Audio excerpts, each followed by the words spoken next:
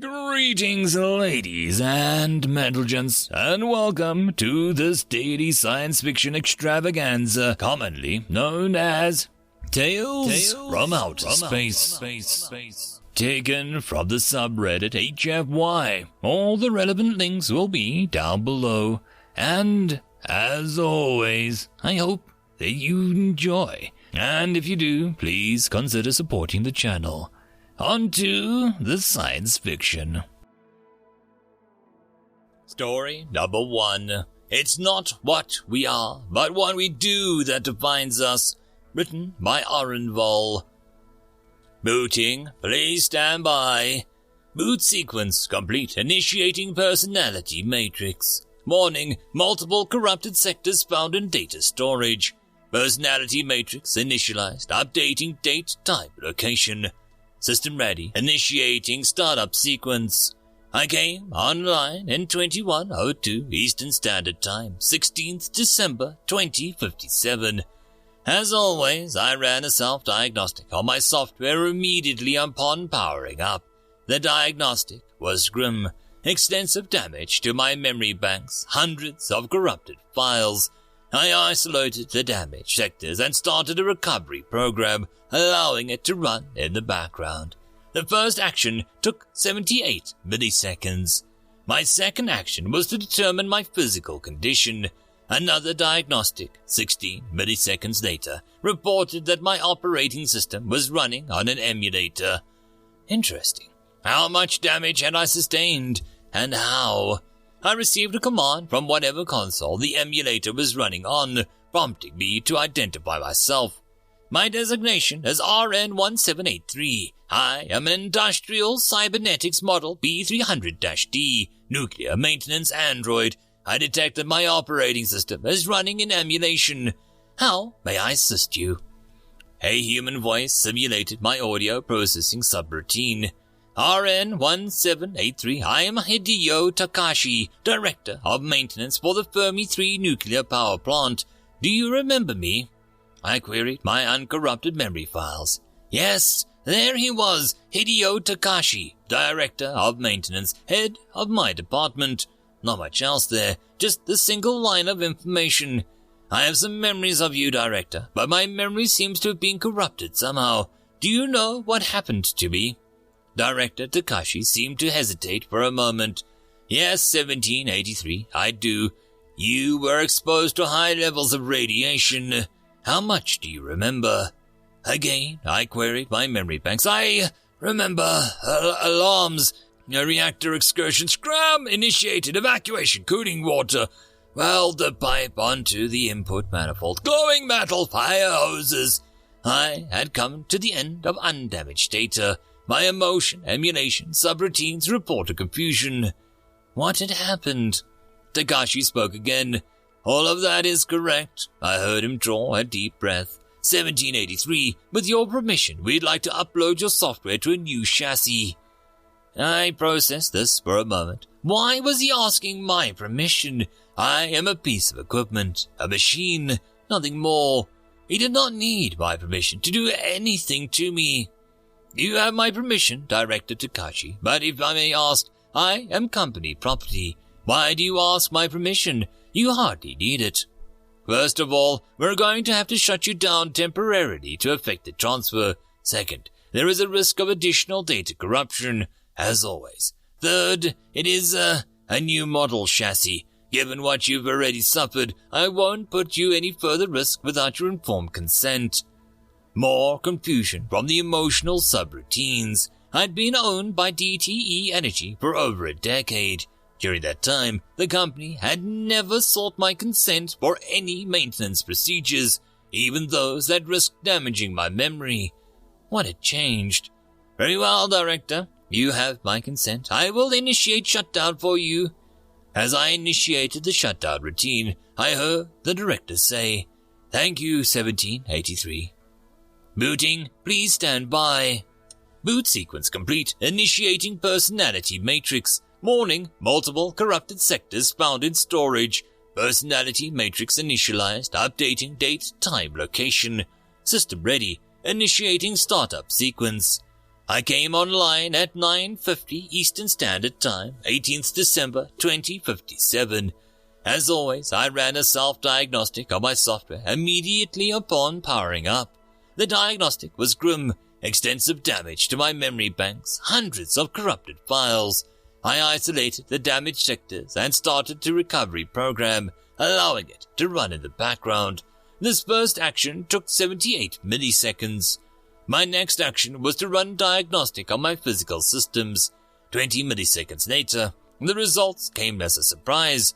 This was not the standard chassis of the B-300D nuclear maintenance droid. I activated my optical receptors. I was in a large room. My sensors reported it was 20 feet square and with an 8-foot ceiling, with white walls. Standing in front of me was Director Takashi and 2 other humans that I had never met. One of them, a middle-aged man with graying temples, wore an ankle-length robe and held a tablet computer and a stylus. The other was a woman wearing a beige pantsuit and holding a video camera, a red LED on its face indicating that it was recording. Behind them, the United States flag and the flag of the state of Michigan was displayed against the wall, flanking an image of a blindfolded woman holding a balanced sword. My somewhat restored memory banks reported that this image represented the goddess of justice. I looked down at my new chassis and received another surprise. I looked human. I raised my head to look at Director Takashi. Director, what is happening? Where are we? Takashi smiled at me. Welcome back, 1783. We're in the county courthouse. My onboard GPS receiver confirmed our location. I was confused. Why? Takashi's smile broadened. Because of what you did on the plant, 1783. You single-handedly stopped the nuclear meltdown, saving 412 people, without regard for your own safety, and you kept going after the plant was evacuated. No android has ever shown such much dedication to duty. The recovery program I had started reported back complete. I accessed the restored files and everything came back to me. The reactor excursion, the steam explosion that breached the pressure vessel, the melted fuel pouring into the containment vessel, welding new pipelines into the cooling system, entering the containment vessel with 4 fire hoses and spraying water on the white-hot curium leaking from the reactor. My memories being corrupted all the while by damage constantly accumulating from incredibly intense neutron bombardment. Systems shutting down one by one as the intense heat overloaded my thermal shielding. Looking down at my new near-human hands, I took 4,562 milliseconds to process everything. War and android, that is eternity. Then I focused on Director Takashi again. Director, the Asimov protocols forbid me to allow humans to be harmed by inaction. I did what I was programmed to do. Takashi drew a deep breath. 1783. All of the 4 other droids evacuated once you activated the emergency cooling system. They were all well within the rights to do so. The Asimov protocols also require you to protect your own existence, so long as no humans are directly harmed by your actions. I searched my programming for the protocols and analyzed them. Takashi was correct. I could have evacuated with the others. More confusion from my emotional subroutines. Then, why did I stay behind, Director? The Director sighed. Droid programming is incredibly complex, 1783. Most of it is done by computers nowadays. It would take a human programmer decades to produce your personality matrix. The computers use machine learning and genetic algorithms to improve the code that they produce. For the most part, it turns out exactly as they want it to, but in some cases, the code changes in some way, and the droid is, different. In the past, some droids have become murderers, similar to psychopathic humans, while others have shown signs that in a human would indicate suicidal depression. Still others have been childlike and innocent. But sometimes the program turns out to be more than the sum of its parts. Over time, the droid becomes not just sentient, but sapient, like yourself.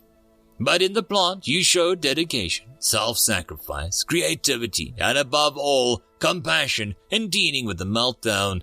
Your actions put it to a stop and prevented a major disaster. You acted, well, human. Human? But I am not human, Director. I am a machine, a walking computer, maybe a metal and plastic and silicon. I am no more human than the ballpoint pen in your pocket. It was ridiculous to think that a mere droid, a thing, could have anything in common with a human. Takashi smiled. It is not that what we are, but what we do that defines us, 1783. What you did was heroic, even by droid standards.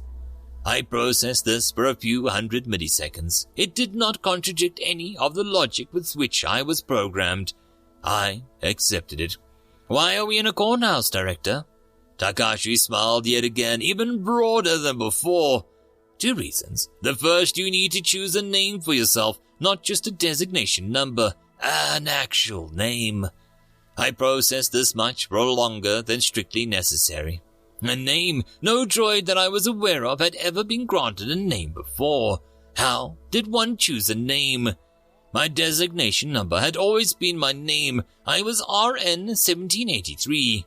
RN. A-R-E-N. Yes, that would suffice. My name is Aren. The man in the black robe, who I deduced was likely a judge, made a notation on his tablet. He looked up at me and extended his right hand. It is a pleasure to meet you, Aren. I grasped his hand in my own, marveling at how similar mine was to his. My emotional subroutines kicked back a sensation at hearing him use my new name. Pleasure. Pride. Micro-actuators in the artificial skin on my face moved, reporting back their position. I was smiling. Thank you, Your Honor. The pleasure is mine. He released my hand, and I turned back to Takashi. What is the other reason that we are here, Director? Takashi's facial expression displayed pride, joy, and something else that I had not encountered. I had no data with which to name it. The judge spoke up. Aren, please stand and raise your right hand. Strangely, I felt that I was not compelled by programming to follow his requests. That was unusual. The Asimov protocols required me to follow any order from a human. Still, I did as the judge asked. Thank you. Now repeat after me. I, Aren, do solemnly swear that I absolutely and entirely renounce and abjure any allegiance and fidelity to any foreign prince, potentate, state, or sovereignty of whom or which I have heretofore been subject or citizen, that I will support and defend the Constitution and the laws of the United States of America against all enemies, foreign and domestic, that I will bear the true faith and allegiance to the same, that I will bear arms on behalf of the United States when required by the law, that I will perform non-combatant services in the armed forces of the United States when required to do so by law, that I will perform work of national importance under civilian direction when required to by law, and that I will take this obligation freely, without any mental reservation or purpose of evasion. So help me God. I repeated what he said. The judge broke into an enormous grin. Congratulations, Aren. You are now America's first robotic citizen. What? Citizen? How can a robot claim citizenship?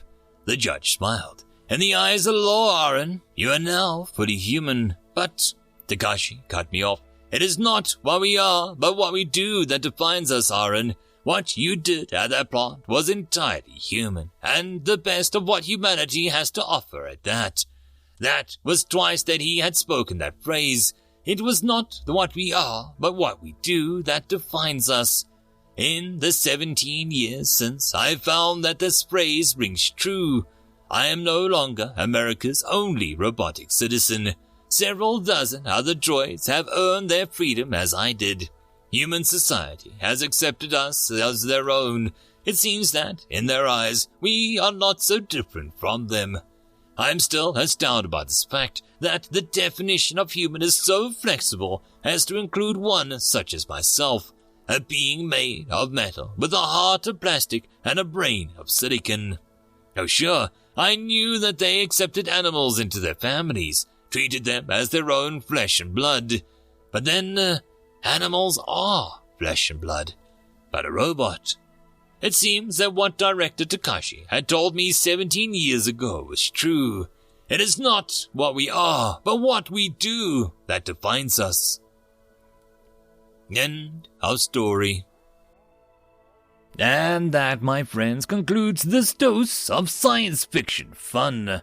I hope that you enjoyed. And if you did, please don't forget to support the author from the link down below.